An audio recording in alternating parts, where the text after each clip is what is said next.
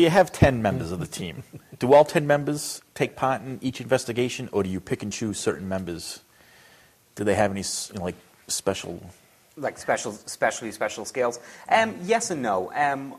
Generally, to a residential investigation, obviously all 10 members aren't going to go. Houses are only so big, and contamination is such a problem when you're trying to look through evidence. People are picked based on their length in the team and their usefulness to that case. For instance, the team has 4 core members, or 5 core members now. New member has just come on board. And they're members that have gone through the training system that we go through and gone through probation and being elevated to core team. Then we have 5 trainees who are going through a probationary period and will be brought in investigations.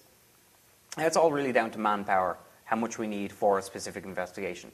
If I need people for Normal House, I'll generally need between 5 and 6 people. I'll need one person to be in the command centre at all times. We obviously rotate it around. And then 2-person teams out. Unless it's a bigger location, then 3-person teams and so on and so forth. People are selected based on their availability and based on the number of investigations they've done. For instance, if I've got a trainee member that's gone on 6 investigations and one that's gone on 1, I'm going to bring the one that's gone on 1 so they can get more experience with the equipment and with investigation. Obviously, you want experience on your bigger investigations, but you don't get experience by not doing anything. So I try to make it fair for every member of my team, bring them along for as much as I can. On public investigations, which we do as well, we try to get the entire team there. For the presentations we give, we get as much of the team there as we can as well, so they're able to give different opinions on the team itself. Very good. Now, all your investigations are free, confidential. Oh, absolutely. You're not out to make yourself famous. Oh, no. You're in for the real deal. When somebody calls you, how do you screen them? Do you go ahead and pre-investigate the person or the location? What's your screening process before doing an investigation? Well, we have a client manager. Back in the day, I had to take all calls myself, but now we have a dedicated line set up, and it goes to our client manager, Brad. So he'll interview the client over the phone to see if there's anything obvious that's a red flag out there. Maybe it's an obvious mental illness or something like that they should be seeing the doctor for instead of the paranormal team. We'll try to do that. If we have planned to go ahead with the investigation, we'll do as much information gathering on the location that we can. Obviously, Google has so much information out there. You can get information on nearly anybody. If you go through the realtor sites, you'll get a lot of information on the floor plans of the house, when it was made, what it's made of, all these things that contribute to the investigation. Investigation on the people themselves, no, we don't do like a background check or anything like on them. But from the interview with them, we can tell, if they're genuine or if they're not. I'm sure you know yourself, 3 o'clock in the morning, you're going to get the crank calls. Generally, we don't respond to those. And we have a number of different ways people can contact us as well, by phone, by fax, by email, or by our new e-file system, which not many groups are using, but more and more are starting to use. It's just a form that they can fill out online, and it gets sent out to the team, and it gets all the information you need right there.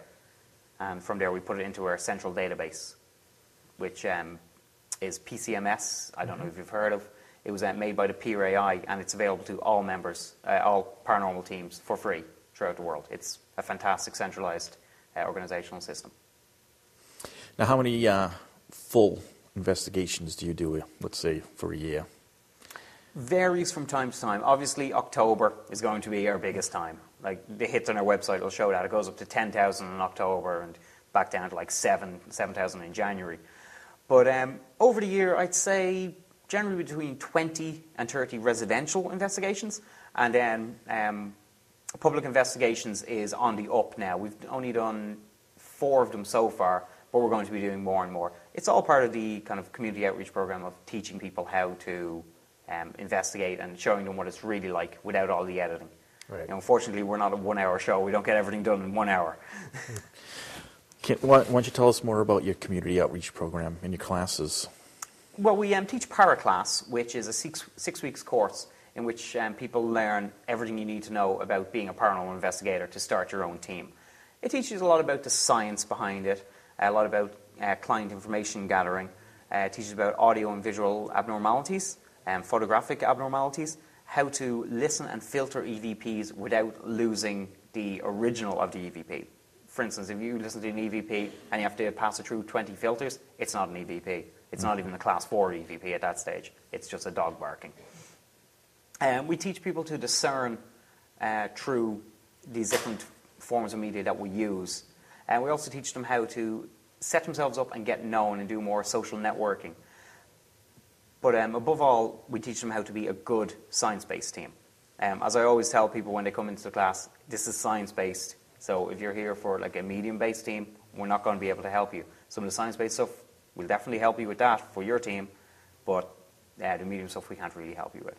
We've had very good comments from everyone that's taken the class. Everyone's rated it high, 5 out of 5. They've all enjoyed it.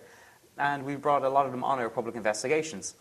And there is one team that's starting up now in southern Massachusetts. I'm not sure of their name right now. They're in the progress of getting together. But they were putting together a team and then just hit a roadblock and then went to my course, and they're getting together now. So hopefully they'll be a good team, and I stay in contact with them, so I'll be able to offer them advice as it goes along. Very good. That's a good, you can maintain communication with them. Back in the day when we used to do it, there was a lot of competition. Oh, yeah. A lot of backstabbing. Absolutely. And that's probably one of the reasons why we stopped doing it. It's just because we were just tired of playing the games with everybody. But you're creating an environment for the new people coming in.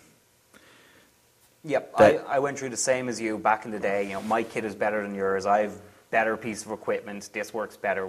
Our medium is better. Right. It's not.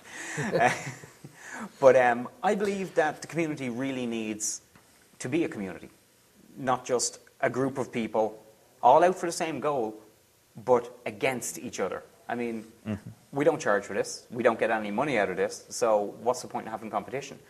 Back in Ireland, we worked with many teams. We started the Paranormal Alliance for Ireland, which there's a lot of charter members in now. It's a lot of groups getting together for the same goal. And for instance, say the PRAI can't make an investigation in Cork. Then maybe Leinster Paranormal could make it. The information will be passed on to them, and they'll be sent down to it. So it becomes their investigation, even if it originates from the PRAI. Right. Same over here. I'm starting the Massachusetts Paranormal Alliance. But that kind of took a back burner once the paranormal class came on board and certain different other things. But it is something that's in our reach to do.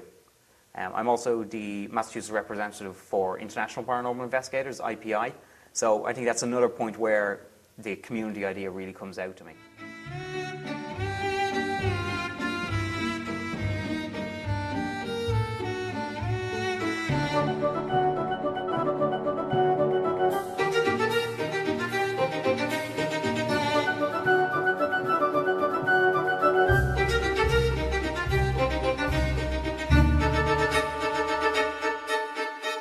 To explain some of the equipment.